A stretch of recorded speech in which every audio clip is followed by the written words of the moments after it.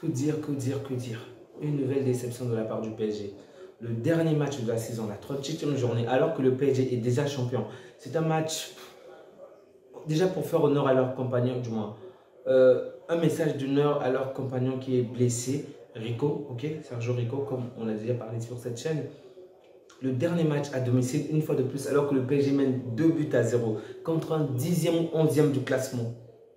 Perd 3 buts à 2. C'est pire. En fait, grâce à cette victoire, le 11e est devenu pratiquement le 8e.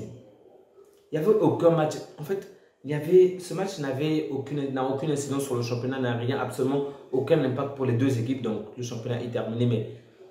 Mais une fois de plus, lorsque vous regardez les performances du Paris Saint-Germain, vous ne pouvez qu'être déçu. Vraiment déçu.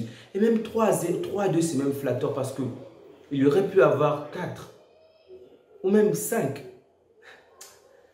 Ce club, c'est comment te décevoir de A à Z. Et tout ce qu'ils trouvent à faire, c'est de ne pas renouveler le contrat de Ramos. Ils se disent que c'est comme ça qu'ils vont trouver de meilleurs joueurs. Pour Messi, je peux comprendre. Il n'est pas heureux ici. Ça ne marche pas avec le club. Ça ne marche pas avec...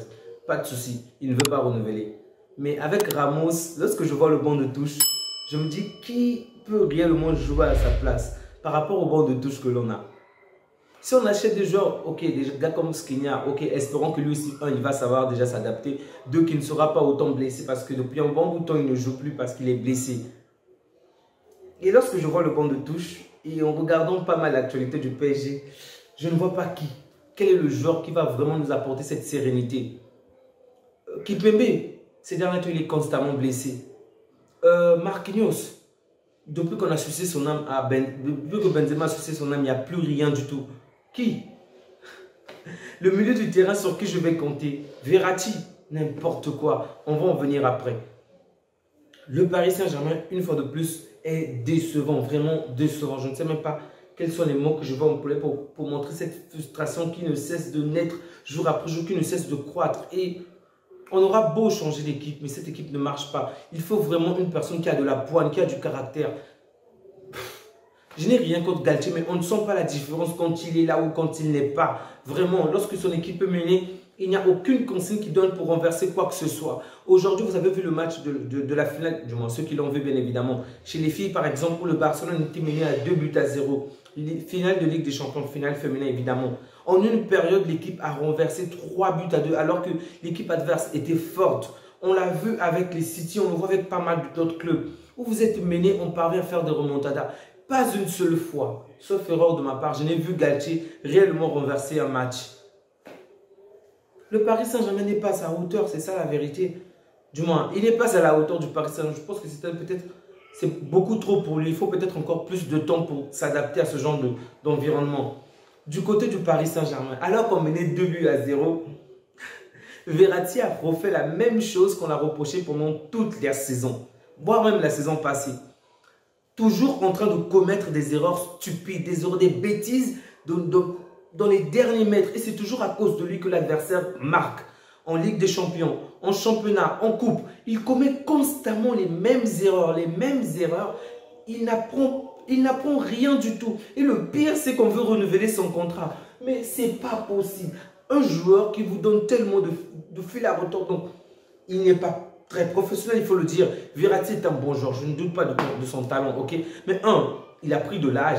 Deux, les vies des fêtes et autres, ça ne marche pas. Trois, constamment blessé, on a des soucis. Quatre, vraiment un homme son sang est tellement chaud qu'il prend constamment. Donc non seulement en dehors des blessures qui font en sorte qu'il soit constamment hors du terrain, mais même lorsqu'il est en forme, il a constamment des cartons qui font en sorte qu'on puisse l'exclure.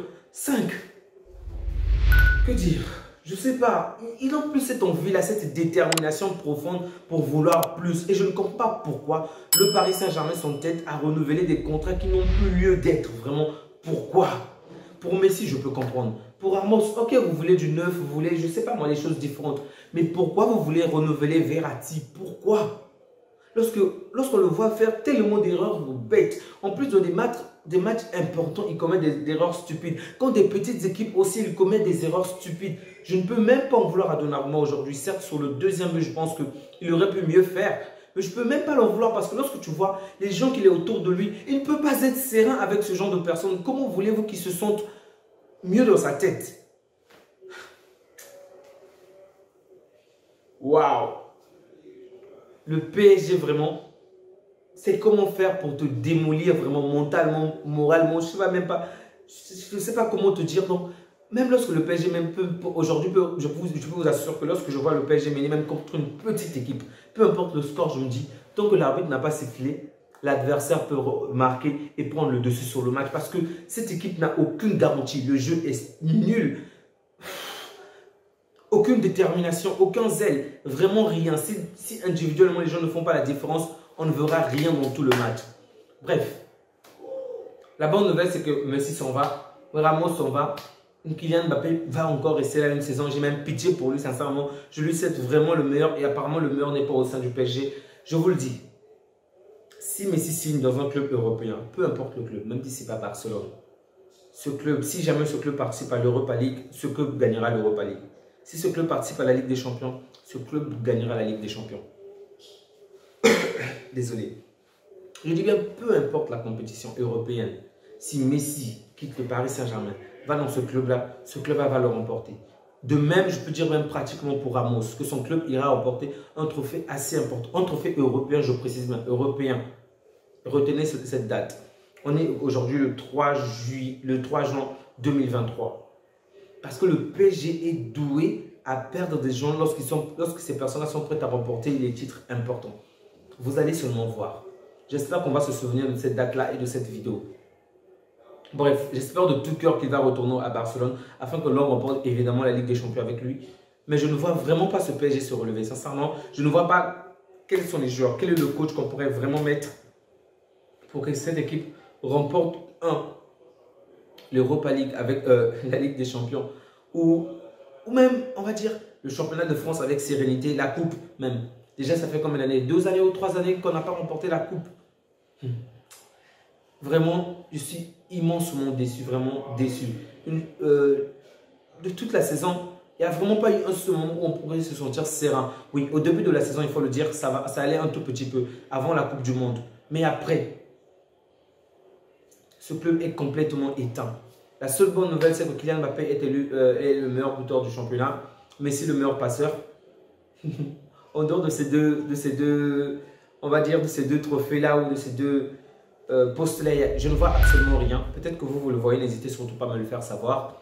Donc, n'oubliez surtout pas de garder le Sénégal dans vos prières, comme je l'ai déjà dit lors de la précédente vidéo.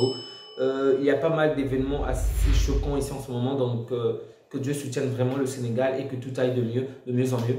La connexion déjà est très mauvaise. Depuis un bon bout de temps, j'ai posté le match de Manchester United contre City ainsi que celui de Barça féminin, mais jusque là, ce n'est toujours pas en ligne. C'est parce que ma connexion est vraiment de très mauvaise qualité en ce moment, malgré les VPN, tellement de choses utilisées, mais bref.